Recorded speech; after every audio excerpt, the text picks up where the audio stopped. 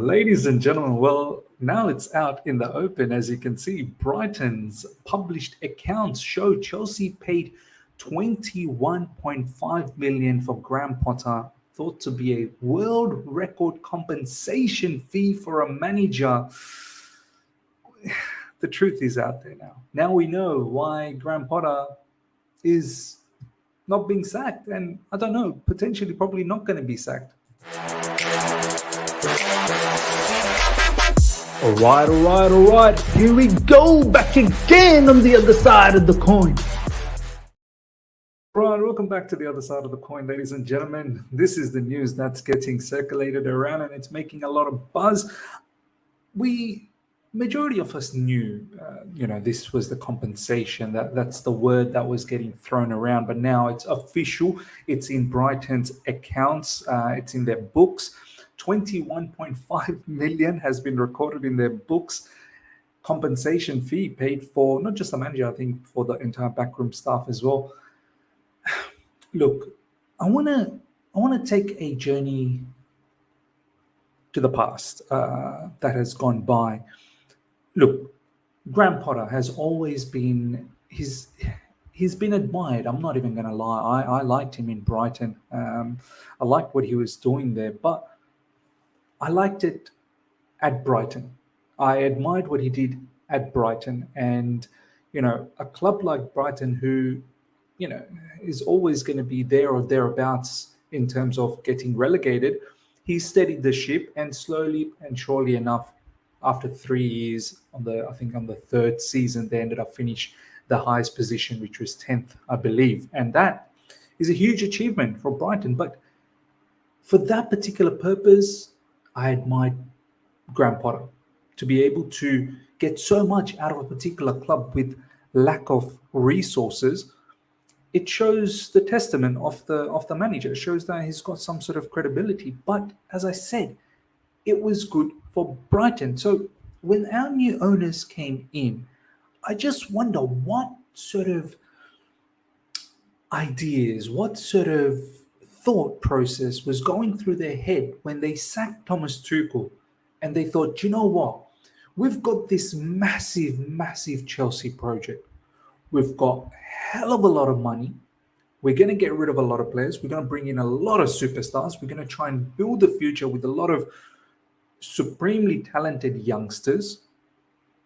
We want to revamp the entire structure, bring in sporting directors, technical directors, specialists in recruitment, scouts, new medical department, redevelop the stadium, faceted structure with owning other clubs as well, all across the world. What make them think that, do you know what? Graham Potter's the guy. Graham Potter is the guy to lead this project to glory. This is what I want to... ladies and gentlemen, it was a world record compensation. Do you understand how... just deep it for a second. World record compensation, 21.5 million. With all the managers that we've seen, with all the coaches that we've seen in life so far, whenever you started watching football, our owners thought Graham Potter is the one to break the world record fee, to pay that level of compensation. I wonder what they saw, because, as I said, good manager, admired him at Brighton. Kudos to him for what he did at Brighton. But I would have thought 50 times before I even attempted to bring Graham Potter in to Chelsea Football Club with the level of project that we're trying to do here. Honestly speaking, for me, Graham Potter, Spurs are most likely they're going to be looking for a manager. Antonio Conte is going to get sacked. He's been crying out to be sacked. For me, Graham Potter after Brighton, I honestly think it should have been Spurs. It totally makes sense. The next job for Graham Potter should have been Spurs. It's like he skipped a level. He skipped the Spurs level and came directly to Chelsea, and now it's backfiring. He skipped a development. From Brighton, the next natural step should have been Spurs. And Spurs probably would have given him, 3 years, 4 years for his football to come into fruition. Nice guy, Daniel Levy would have, appreciated to work with someone like Graham Potter, who probably doesn't butt heads with anyone. But of a yes guy, seems like. And now we're in this predicament at Chelsea Football Club, and I think this is probably one of the biggest reasons, not just for the 21.5 million. Obviously, this is a world record compensation, and I know Chelsea Football Club, money is not the issue, and it's been quoted before. Financially, that's not the problem. The wages as well that we're paying, exorbitant amount of wages being paid to Graham Potter, the length of the contract. The owners, they're just praying and hoping. They're praying and hoping. And even they are now, like you saw what Todd Boehly said after the Everton game, when one of the fans asked him, what do you think about the match? He said, effing game. Do you know what I mean? Their patience is running thin. Having said all of that, I don't think anything will change though. Until the rest of the season, nothing will change. Nothing will change. Because as long as, I don't know if the expectation now is to get top 4 from the owners. I think initially the owners did want to get top 4. I don't think that's going to happen anymore. We needed to, pick up that victory against Everton. Next up, we've got Aston Villa, Wolves, Liverpool, then Real Madrid. It's going to be difficult the next few fixtures. Very, very difficult. We'll see what happens after the Real Madrid time. He's staying. For the time being, he's staying. And the owners are at a situation where they'll look like fools. They will literally look like fools. But it all goes down to, what were they thinking, man? Surely you would have... You could have thought of another manager at that time.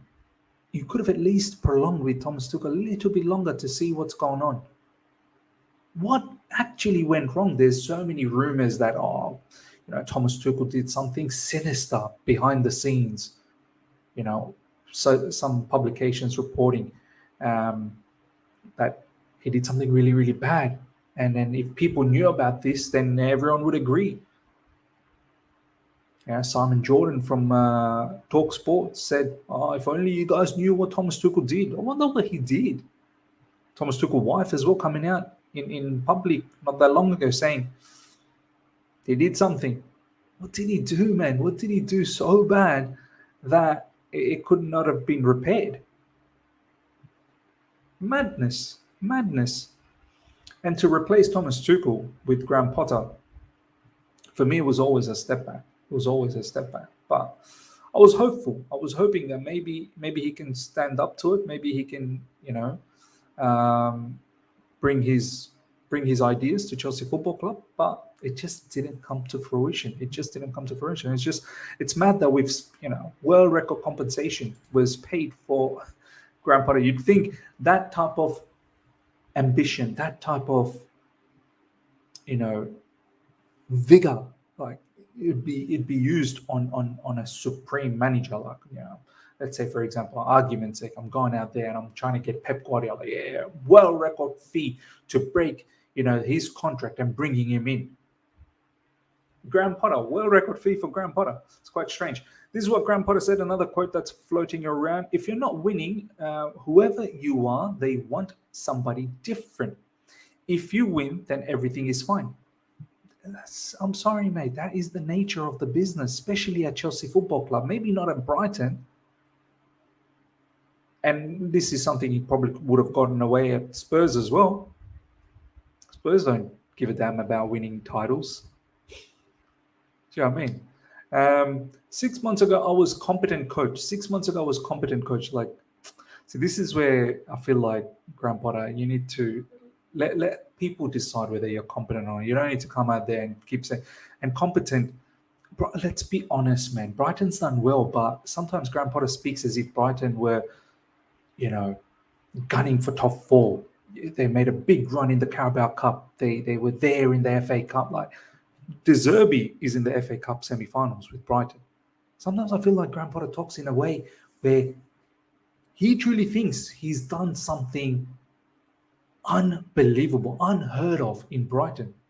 You've done good, my man. Like, we've noticed you, but you need to calm down. You need to calm down. You didn't achieve anything. As I said, you did a good job for their level. It was unexpected to be 10th or mid-table because Brighton's expected to be in the relegation battle. And you changed the style around. Of course you did. But Brighton's never going to be a Champions League level team. Do you know what I mean?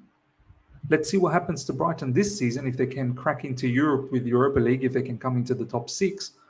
But that's De Zerbi. I feel like he's doing a bit of a madness over there. He really is. 6 months ago I was competent coach, then we don't win and I'm incompetent and they want someone different. It's how it is. That's life. That's life. You have to be yourself. I'm not Sean Dyche, not Pep Guardiola, Jurgen Klopp. You have to respect everyone's personality. We're all different and you have to accept that. There's always some sort of excuses with Graham, but I feel like the less you speak, the better. Less of that. Less of that. Do you know what I mean? No one's asking you to be Sean Dyche or no one's asking you to be Pep Guardiola, but there's a certain character, there's a certain charisma that is required as a Chelsea manager. Have a look at all the Chelsea managers that we've had. Like, my man, our owners have broken the world record compensation fee to get you, and you've got the lowest percentage, and this is a fact, as you know, lowest percentage win rate as a Chelsea manager. If you don't have that character, that charisma, what's there for us to hang on to? It's certainly not the win percentages. You need to show some sort of, that confidence level. Like, we love the fact that the other day, just before the Champions League draw, how Graham Potter said, we'll effing go and try to win the Champions League. Look at the way, and once again, I'm not asking Graham Potter to be some of our previous managers like Jose Mourinho or Thomas Tuchel or Sarri even to an extent, but at least have some sort of cockiness about you, man. Because that kind of confidence rubs onto the team. It's all too much of a school teacher vibe, I feel like. And this is why I feel like all these players, they get along with him because he's nice, he's easy to get along with. But these players need to wake up that it's a ruthless organization, Chelsea Football Club. You're here to win trophies like Real Madrid's, like the Real Madrids, like the Man Cities of the world, Bayern Munich. Like, you need to win trophies every single season. Anything.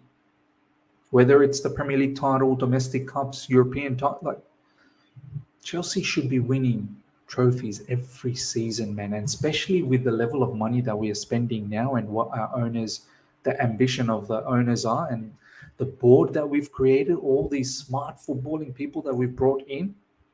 It'll be a shame. It'll be a shame if we continue not winning anything even next season. Next season, there should be no excuses. We have to win something.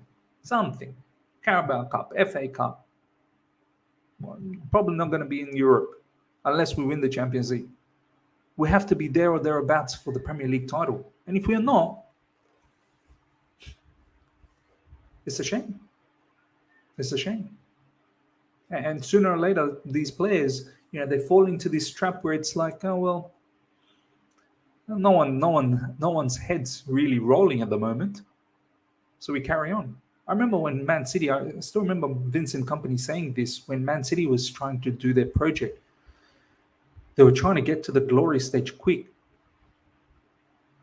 Yes, it took them a bit of time, of course, but they were pushing. They were doing their level best to bring in whoever can produce immediately, bringing in the players, bringing in the manager, because they wanted to create that momentum. They didn't want to prolong for too long, not winning stuff. I'm pretty sure Newcastle will do the same thing very soon. I'm telling you. Good progress last season, better progress this season. Next season, Newcastle will go even harder. So yeah, ladies and gentlemen, let me know what you thought about what we touched on today in regards to especially this world record fee paid for Graham Potter. It probably gives us a perfect explanation, the truth, I suppose, as to why Graham Potter probably wasn't sacked and why he's potentially not going to be sacked till the end of the season, at least until they reassess. We'll see. Smash up the like button if you're here for the first time. Subscribe, hit the bell notification to stay in touch with all my content, ladies and gentlemen. Till next time. See ya.